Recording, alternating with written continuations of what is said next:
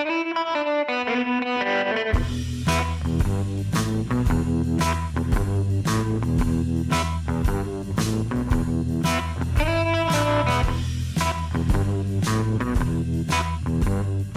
and welcome to the Imaging Wire Show. My name is Brian Casey. I'm managing editor of the Imaging Wire. We've got a great episode for you today. Our guest is Kees Wesdorp. He is president and CEO of radiology AI company DeepHealth. Kees, thanks for being with us today. Can you tell us a little bit about yourself and your role at DeepHealth? Hey, great, Brian. Thanks for having me today. Very excited about this. So my role at DeepHealth is really to lead a fantastic opportunity. And let me try to color in a little bit. It goes actually, my interest into this space goes way back because I come out of a family of physicians. I was never a physician myself, which my father always reminded me of. But during my tenure more recently at Philips, diagnostic imaging really captured my imagination. And I really feel that imaging, the larger imaging space, is at the core of the diagnostic process. Now, if you then think about leading DeepHealth, we are on, I think, a truly exciting mission, and that is empowering breakthroughs, if you will, in care by leveraging AI-powered health informatics to unlock the value of imaging. I know that's a lot of words, but that's probably the best way that I would like to describe it. And moreover, because RadNet is our parent, the parent company, we have an intimate understanding of the challenges and opportunities that we see in the broader radiology space. And last but not least, what I'm excited about leading DeepHealth, it's actually a clinically proven platform. And so think of access to 800 clinical sites and more than 3,000 radiologists, or every year over 20 million imaging exams are managed with our solutions, enabling more than 1 million AI-powered diagnoses, and then enabling orchestration of at-scale or large-scale screening programs, both in the US as well as Europe. And so I see my role really leading and pioneering what AI can bring back to radiology to make it more efficient, to drive better outcomes, and to make sure that we provide the best experience to patients. Great. So as you mentioned, DeepHealth is a subsidiary of RadNet, which is an imaging services provider in the US. And DeepHealth is RadNet's AI-focused company. There's been so many exciting things happening in AI and radiology recently. What do you see happening in the AI universe in radiology, and what kind of gets you most excited? AI and Gen AI, generative AI, is really revolutionizing healthcare in the broader sense, in the sense of driving operational efficiency, or driving clinical confidence, or driving better staff and patient experience, driving better patient outcomes. And you're seeing this accelerated development. But at the same time, we also see that adoption rates are still quite low. And so I love that dichotomy. It's actually a real opportunity to figure out how can we drive adoption much more broadly and really talk about a revolution that is having an impact. Yeah. Why do you think adoption is taking so long? I mean, AI came around, it's coming up on maybe 10 years when IBM and Watson Health kind of came around, and we had a period where medical students wouldn't go into radiology because they thought AI would be taking radiologists' jobs. Why does it seem like it's been taking so long? Yeah. Look, I think the adoption rates are still low because it's partially self-inflicted. So this is a world where we throw AI at everything. There are too many point solutions. At the same time, it's not integrated in the workflow. We already know that professional staff has a huge task at hand. So adding more to that burden will not help.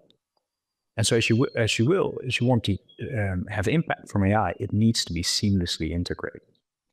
Now, the other part is that there's still at times a concern around quality, and challenges like data drift really undermine the confidence that we have in using AI for clinical outcomes. And then last but not least, quite frankly, reimbursement. Reimbursement is still behind, and that is disincentivizing and the investments that providers like RadNet or health systems need to make to leverage AI. Yeah. When you say data drift, what are you referring to? Well, what we've seen with AI, say you have got a regulatory cleared AI algorithm that has been trained on a certain set of data. For instance, on a data set, patient set in Northern Europe. what we found that if you use a different data set, for instance, in a different part of the world, actually the AI algorithm becomes less effective or actually wrong. And so obviously that means that all of a sudden we're talking about cleared AI, FDA cleared or CE marked algorithms that work in some instances, but not all. And that is in a broader healthcare setting where we're trying to give access to everyone in terms of the best tools that doctors can use to treat their patients, to diagnose their patients. That undermines that confidence in the AI algorithms. So this is kind of the generalizability problem, which is you train on one set of data and then you try to use it somewhere else and it just doesn't have the same level of performance. Correct. Yeah. What are some of the most promising use cases of AI to you? We've been reading a lot of papers on, and I'm talking about like point sources here. Well, actually, let's open it up, talk about any use case, because it's data reconstruction is a big, important use case that's getting more attention. Workflow management. What are some of the areas of AI that you see as being the most promising? Yeah. With DeepHealth, we're really focused on two key domains. So one is more in the clinical domain or population screening domain, you might say. And the other is driving productivity in the broader radiology workflow. And so let me give maybe two examples in the clinical domain and a few in the operational domain. The first that I can think of is actually in the US, which is RadNet's Enhanced Breast Cancer Detection Program, the EBCD program that probably people will know about. And here we're combining high quality mammography systems together with AI to optimize breast cancer screening. And our AI, DeepHealth's AI powered breast solution, has shown to increase cancer detection rates up to 21%, which is obviously very, very meaningful. It has shown to raise the detection rates of generalist readers to specialists, but it has also shown that experienced radiologists now get a boost in performance, and which is obviously a great outcome as well. And all of this, and this is a point that I'll keep stressing, it's integrated in the workflow. So it doesn't create additional burden. It actually reduces the workload burden. Similarly, so in Europe, we have our DeepHealth AI lung solution, and that is the preferred choice for over 90% of NHS targeted lung health check program. And what we've seen here is that 76% of cancers of cancers that were detected at earlier stages when radiologists are using our AI-powered solution versus 30% in the past. Obviously, I don't have to elaborate why that's meaningful, both in terms of disease management as well as lowering the cost of care. So that's the clinical domain. But we also see significant opportunity and driving actually significant opportunity with AI and Gen AI to boost productivity. Think of patient engagement, scheduling, worklist prioritization, compliance and reporting. And we're seeing actually quite some impact with our solution. So for instance, for self-scheduling, there's a 7% reduction in inbound call volumes just because 20% of the eligible patients were able to self-schedule. Now, with a cost of $12 per scheduling an exam, over millions of exams, that obviously adds to significant productivity gain. But it doesn't just stop there. So you also have smart alerts so that sites are alerted within minutes in case of suspicious lesions, or a prioritized work list for the most suspicious cases, auto impression reporting with generative AI. And then if I look a little bit into the future, and this is definitely not for now, but ultimately the theme of what we call autonomous imaging to really drive productivity at scale in imaging centers. So, Kees, we're coming up on the 1-year anniversary of DeepHealth's launch last year in 2023. What have been some of the high points in the company's evolution since then?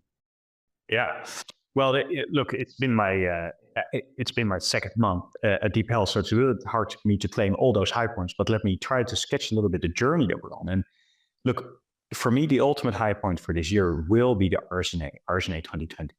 And that's where we'll showcase a comprehensive and integrated offering across operational and clinical AI. And at the center of that is our DeepHealth operating system. More to come on that shortly. But I also want to remind people that it was only at the RSNA 2023 when RadNet announced the creation of DeepHealth. It's not even a year down the road. In the meantime, in terms of milestones, we have created a cohesive and integrated portfolio consisting out of eRAD's Risk and PACS, the Aidence Lung AI, the DeepHealth Breast AI, the Chiron Breast AI, the Contact Prostate and Brain AI. So that's a massive undertaking. And we now offer modular AI-powered solution for both clinical and operational challenges based on a deep understanding of the complex radiology environment. And look, a more tangible milestone in that sense is it's just amazing to see the impact that our solutions are having for patients and healthcare providers around the world. Now, I mentioned DeepHealth operating system, DeepHealth OS. We're about to launch that at RSNA. And what this in essence is it's a cloud-native operating system that enables seamless data integration across clinical and operational workflows, fostering enhanced collaboration. And let me explain a little bit how, because I think we all sort of appreciate that radiology workflow is very complicated and siloed. And what the DeepHealth OS does, it really unifies data across the clinical and operational workflow and personalizes AI-powered workspaces for all the stakeholders in that setting. Or said otherwise, it enhances clinical and operational efficiency and improves outcomes by ensuring all health actions are well coordinated and the right data is available for the right person at the right time.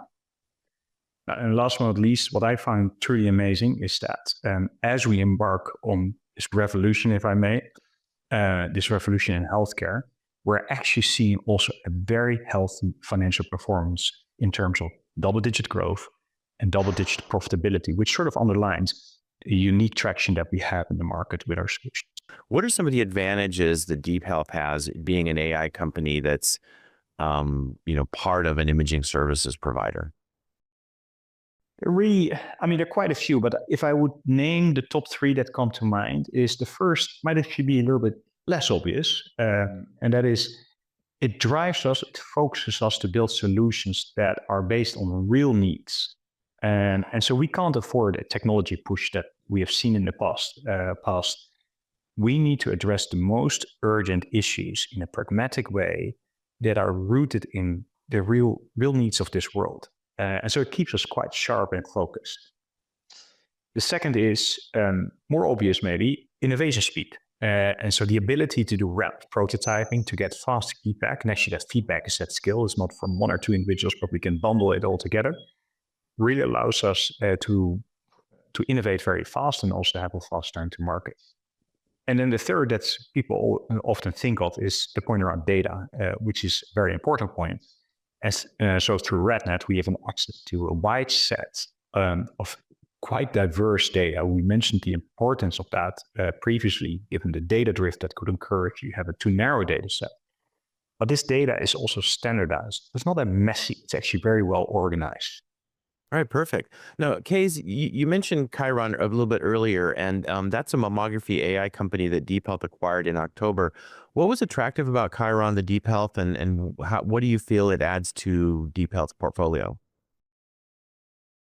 I'm super excited that the Chiron team is now part of the broader DeepHealth proposition. And so what excited us is actually quite a few things, but maybe start off with their suite of solutions. So Chiron's MIA suite of AI solutions for breast cancer screening is really a strong fit, both from a technology point of view, clinical validation point of view, the team expertise, the customer pipeline. And so it is very, very complementary. It has regulatory clearance, so CE marked as an independent reader for 2D mammography in Europe. And that empowers healthcare providers with advanced AI for improved breast cancer detection and patient outcomes. And therefore, it complements well with our existing FDA-cleared solution, which is Smart Mammo, and that's targeted at the 3D mammography market in the US. And so we've only just recently welcomed the Chiron team to DeepHealth, and we're very busy with the exciting opportunity of integrating the team. Very good. So Chiron's flagship product is MIA. Is any chance you could bring that to the US?